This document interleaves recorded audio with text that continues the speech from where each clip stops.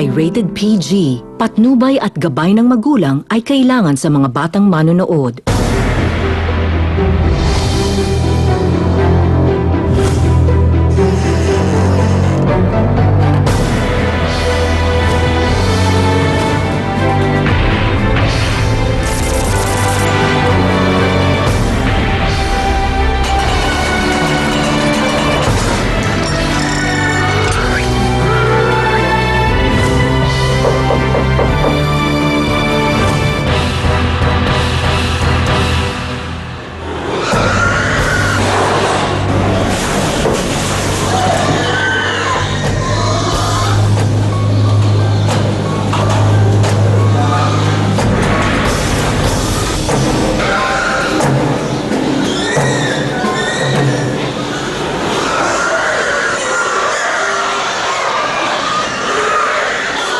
Nakabibinging ingay. Bumubulahaw na iyakan. Bumabaha ng dugo. Wala pang alas 9 ng gabi, daang-daang mga baboy na ang nakarating dito sa pinakamalaking slaughterhouse sa Metro Manila. Dito po yan sa Vitas, Tondo. Ang laki ng slaughterhouse na ito ay umaabot ng halos 2 hektarya. At gabi-gabi, nakakakatay sila ng humigit kumulang mga 800 baboy na nanggagaling ng Bulacan, Rizal, Pampanga at Batangas. Pampublikong katayan ito ng baboy. Ang hari sa lugar na ito, ang mga matansero. Sila ang kumikitil ng buhay ng mga baboy na hinahain natin sa ating mga hapagkainan.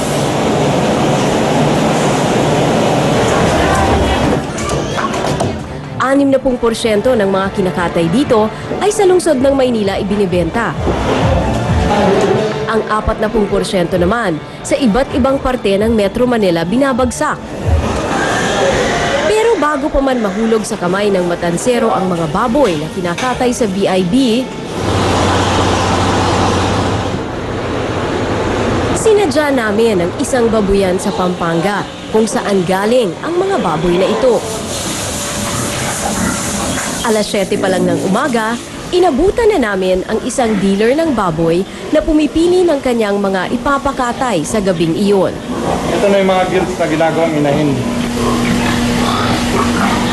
Si Rewel Clamonte o Mang Boy ay humigit kumulang 20 taon ng dealer ng baboy. Kasi ako nagbili na ako ng KG. Ang karamihan kasi na kinukuha ko, puro Class A. Masasabi natin siyang Class A na quality meat. Pagka ang baboy, halos ay kukunti lang ang taba niya at maganda ang forma ng katawan. Dadalhin ko sa slaughterhouse. 5 buwan hanggang 1 taong gulang ang tamang edad para katayin ng baboy. Hinahampas sila ng tinta para markahan na nasa wastong edad na sila para katayin. Sa 80 baboy na napili ni Mang Boy sa babuyan, may isang umagaw sa aming atensyon.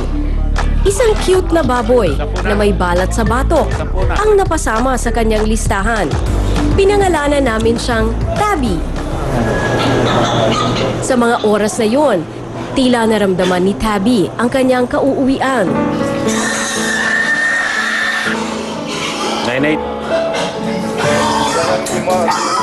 Isang malaking truck ang maghahatid kina Tabby papunta ng Maynila.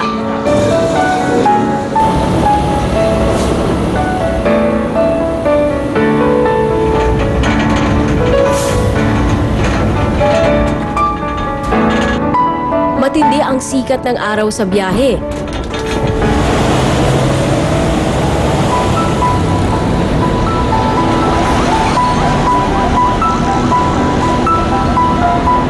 Kaya't nagpasya si Mang Boy na pagpahingahin muna ang mga baboy sa kanyang stockhouse.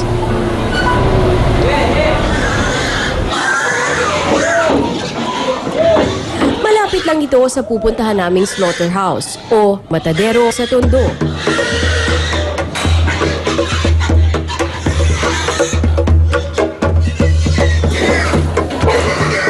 Binasa ng tubig ang mga baboy at inilayo sa initan.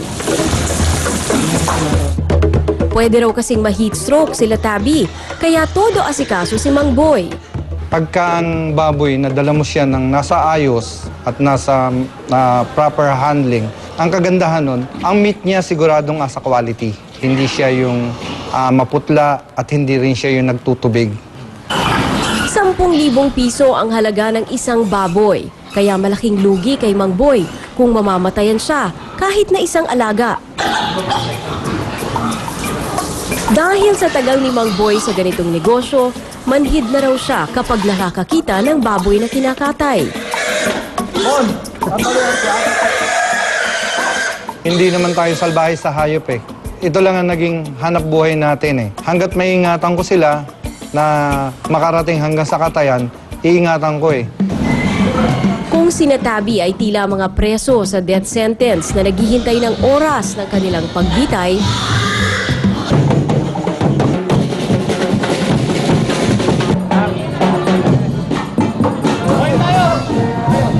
ang mga taga-Tondo naman abala sa pagdiriwang ng kanilang pista.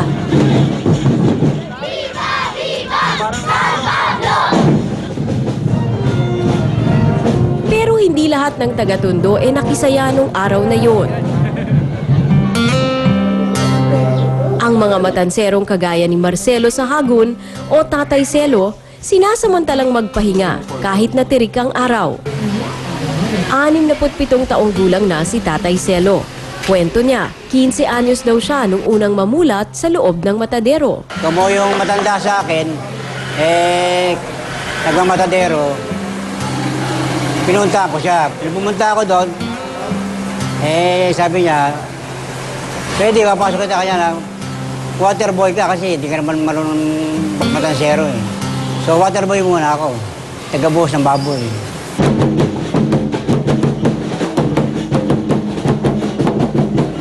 Pagkagat ng dilim,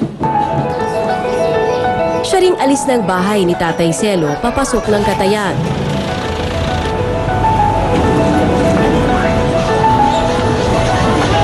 Nang mga oras na yun, bumiyahe na rin si Mang Boy patungo naman sa slaughterhouse kasama na si Tabi at ang mga ipapakatay na baboy. Si Tabi, walang imik at parang malungkot na inaantay ang kanyang sasapitin.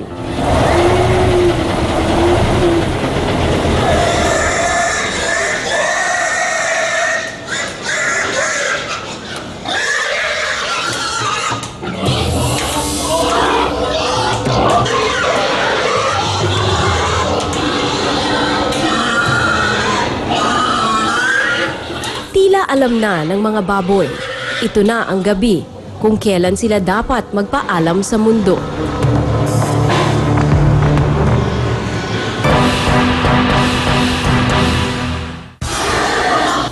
Hindi ko kayang tingnan. Akala ko kaya ko eh. Sa mga sulok ng bansa.